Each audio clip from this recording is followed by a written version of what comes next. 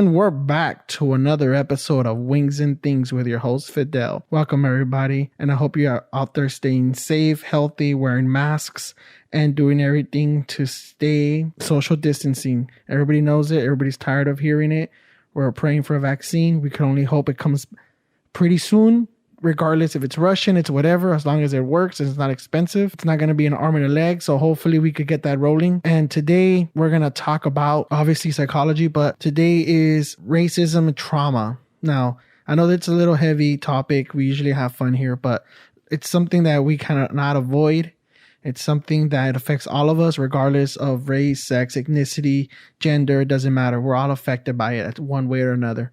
So racism trauma, you might not be aware of it. You might ignore it, but it's there. So today, let's talk about it. There's a lot of directions. And I think the basic thing is defining it, understanding it, talking about it, and what we could do to better ourselves and be conscious when we are dealing with racism and trauma and everything in between. So racism assumes the superiority of one group over the another, an attitude of arrogance and ignorance. So This is pretty loaded. We said two different things: we said arrogance and ignorance. Arrogance is assuming that your race is the superior race, and that being, we could easily say it's just white people thinking they're better than everyone. And in any other race that isn't white would be the inferior race, being blacks, Latinos, Asians, whatever.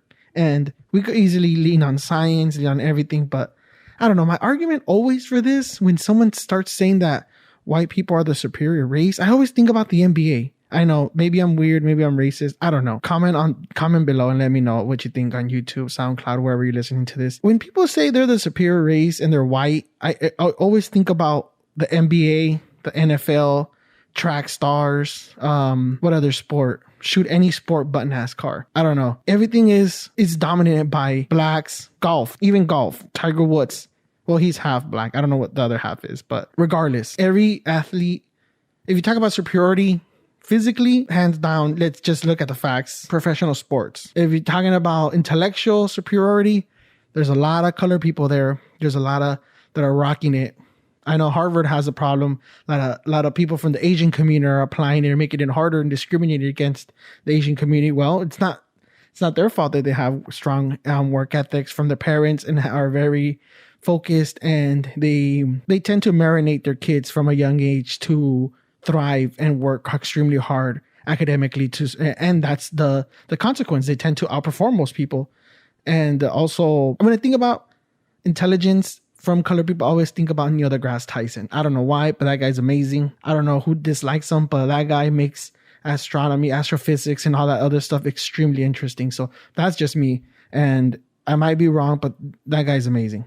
Nonetheless, race is neither a biological nor a genetic reality, but a social construct created by human beings to categorize their world. So this is the truth. There is only one race. It's the human race, and we're all biologically almost identical from one another. Obviously, there's male, female, whatever. If you go to the other side of the world, if you look at a white person, an Asian person, no matter what, biologically, they're humans. They're the same.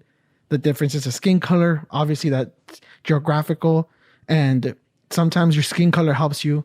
Well, it does. Not sometimes. It does help you blend in and survive in particular environment that you're in. And that's seen in other creatures, animals, in different animals, white bears, brown bears, even rabbits and hares, and all that other stuff. So it just baffles me that people are that ignorant, thinking just because they're a different color, they're superior to you. Now, if we're talking about we're racing and you're superior to me in a 100-yard dash, then yeah, by all means, it's facts. You out sprinted me in those 100 meters. But other than that, it's part of the human race, and we shouldn't be focused on the little things that separate us, but on the major picture of what does bring us together. We've said that we're all it's just one human race, yet we tend to treat each other different because we might have accents or have darker skin than others. See, that's another thing. So racial trauma is the physiological, psychological, and emotional damage resulting from the stressors of racial harassment or discrimination. So racial trauma, let's just say it again, is a physiological, psychological, and emotional damage resulting from the stressors of racial harassment or discrimination. Now, being discriminated does tend to or will affect you biologically, then your day-to-day basis, either being stressed, start getting anxiety. Maybe you will avoid specific cities because of the trauma you experience or the stress you want to avoid because of your skin color. And this is the important part where people of color tend to be more pressured. When you see a police officer, you tend to view it different. You see it as a fear because they might turn on you for any reason, and you just randomly fit a description from out of nowhere, and they want to harass you and treat you like you're a criminal with the forgetting that you're innocent until proven guilty. They just assume just because you're a person of color, and that being anyone, it's a stress that is unneeded. It's damaging and it's stressful. It's just a wear and tear on our body. So we have to be conscious of that. And you have to understand walking in other people's shoes is a lot different. So even going into the store, I've seen a lot of YouTube videos where people of color go to a name brand store to buy clothing, and just because they're people of color, I'm just gonna say POC, they're POCs, and they tend to dress quote unquote more normal, casual, maybe not fancy. They tend to get followed around by staff. They feel harassed. They feel like they're pressured to either hurry up and buy and leave, or not come in at all. So because they don't fit the category of what they're trying to market. So that's a lot of stuff. So that's just the first layer of the onion, if you want to keep it pretty light. So racial trauma is a psychological, physiological, and emotional damage resulting from the stressors of racial harassment or discrimination. Exposure to a traumatic or stressful event. People who experience a traumatic life event are often hesitant to talk about it. And that's universal. It doesn't make you weak. It doesn't make you, doesn't mean you're broken. It doesn't mean you're scared. It just, when you experience a traumatic event, the last thing you want to do is relive it. The last thing you want to do is feel the way you felt. The last way you want to do is feel as vulnerable as you did that day or night, whatever. It could be just, you could have been leaving your favorite restaurant and you get mugged. That's the trauma, and what are you going to do? You're probably not going to tell anybody. You're not going to call the police. Maybe you will. Maybe you don't want to talk about it to your spouse, your loved ones, your significant other. It's one of those things that the last thing you want to do is relive it, especially when someone does care about you and they're going to want any detail, or the police wants to question you minutes or an hour after the traumatic event. It makes it extremely difficult to relive it, rethink it, and experience those emotions, those thoughts, and putting yourself in that vulnerable state. It's horrible. But it's something that it's okay if you don't want to talk at the moment, but it's something that therapy does help you deal with, and the therapist will be empathetic. Well, if they're doing it right. No, not every therapist is perfect, We go into this because ourselves are fighting or fought something. So we're here to help others. But if it's in a perfect world, the therapist is empathetic, patient, and walks with you. And if you can't walk, they'll crawl with you, metaphorically speaking, crawl to reach your goals. Even though there's step-by-step goals or minute goals, it's the client's plan. It's the path that the therapist will walk with the client. And once the person feels comfortable and they understand it's a safe space, and working through the trauma would benefit them. And that would be okay if it's not the first day, the first session, the second session, the third session. Maybe it'll be brought up little by little, maybe understanding you are avoiding specific scenarios, areas. So, it's a case by case, but it's important to do work on the trauma. That's why there's trauma focused cognitive behavior therapy, TFCBT, it's dealing with the situation, but obviously at your own pace. You're not going to start the first day of session. What brings you in here today? And miraculously the client says, because of this. And then you're just going to hop into it. It's going to be easing yourself into it and working through it. And hopefully you have a patient therapist, or you work fast enough before your insurance runs out, realistically speaking. So there's a lot of research behind this. It's not a topic that people avoid, but there's research have suggested that people of color are confronted with hostile neglect and racism that may heighten the effects of other traumatic life events. So there you go. The experience of racial ethnic microaggressions was found to be directly linked to higher levels of psychological distress. For example, Asian Americans, and Latinos, male and female American college students.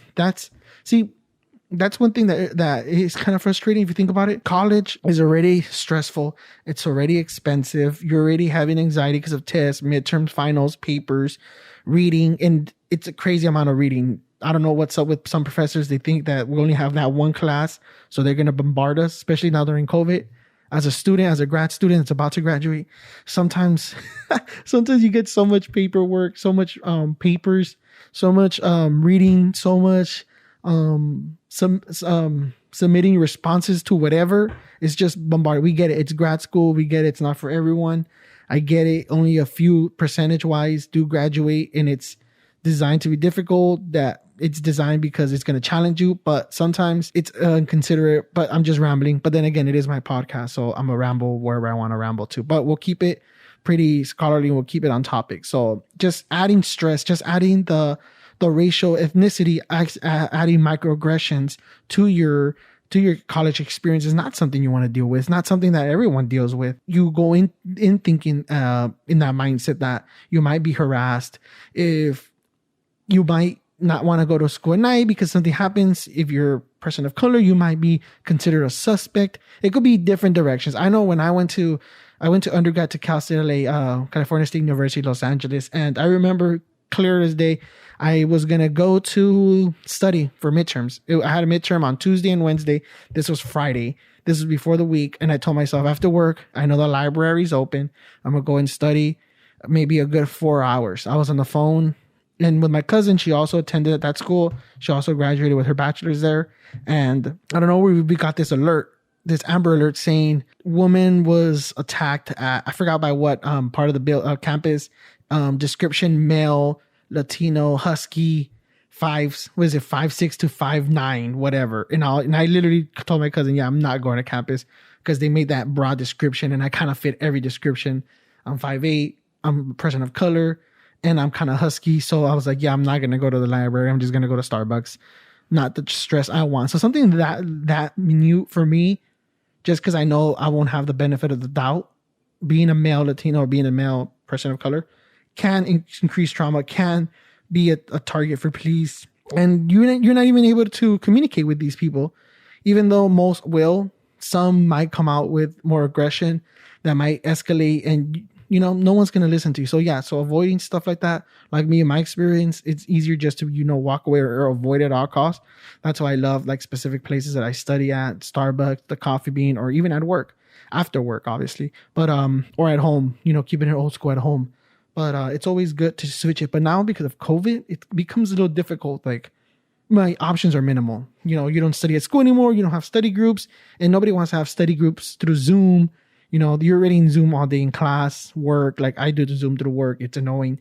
So it becomes, tedious, and we need to find other outlets. And the best thing is, I study at home. I do have phone calls, FaceTime, even though it's still through the camera. It feels different saying, hey, I'm going to FaceTime you to, hey, I'm going to Zoom you. It's just us making ourselves feel better, but nonetheless.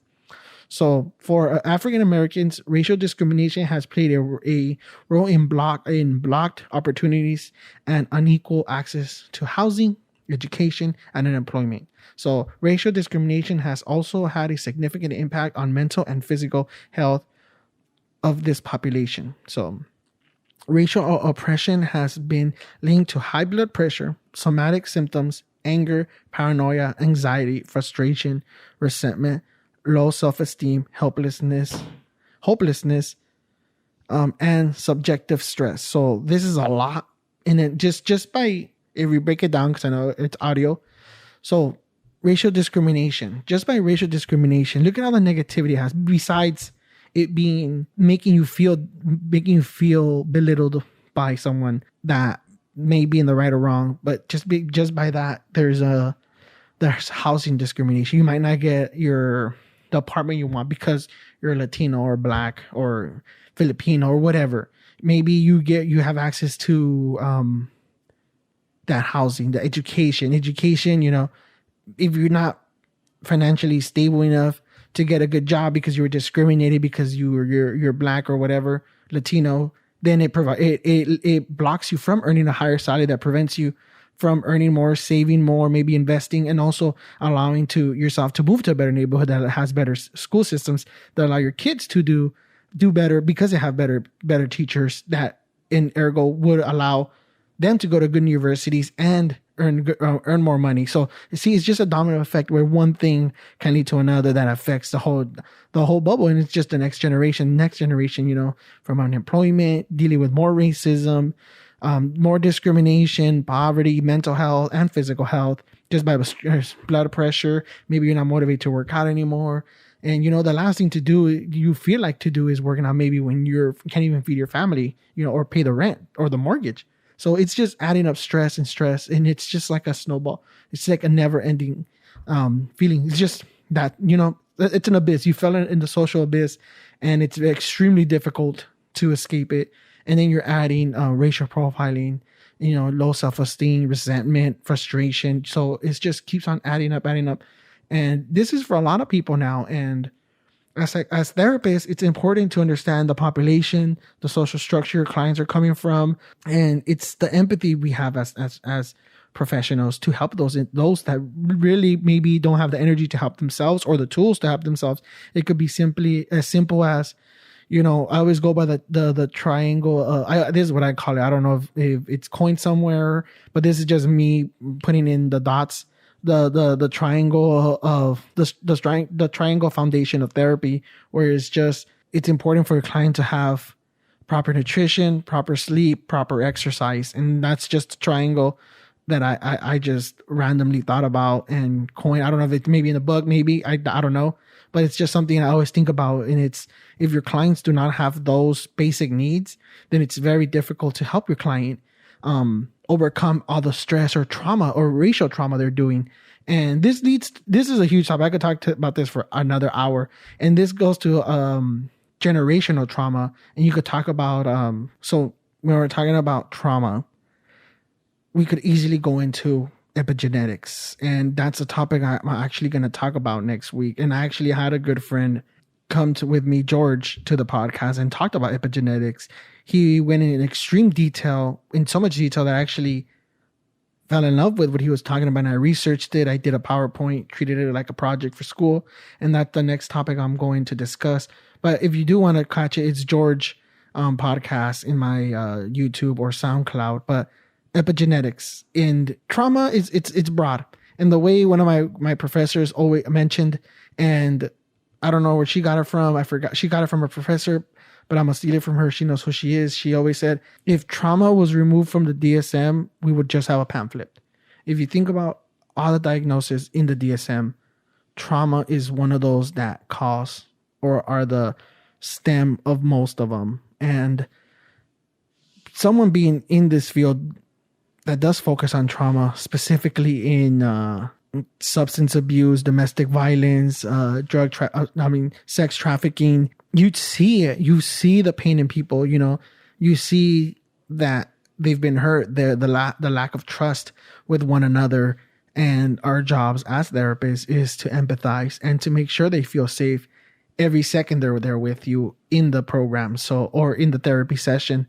And a lot of us are doing our part where we do provide all that, but we go back at it again. We can only do so much to help a client. The client won't better themselves or would have the energy to better themselves or work on themselves if they don't have the triangle of psychology, the triangle of treatment, the triangle of treatment would being, eating well, sleeping well, and exercising, so it's bigger than this, but we'll only keep it in the lighter note. But I just wanted to talk about racial trauma, just a little bit of it. It is a topic that I do work with, but racism trauma, it is a heavy topic right now, especially with everything that's going on in society. But right now we're just trying to, my goal here for this platform that I have is spreading the knowledge and information that I have acquired over the years, over the schooling system and my graduate program that I love to death.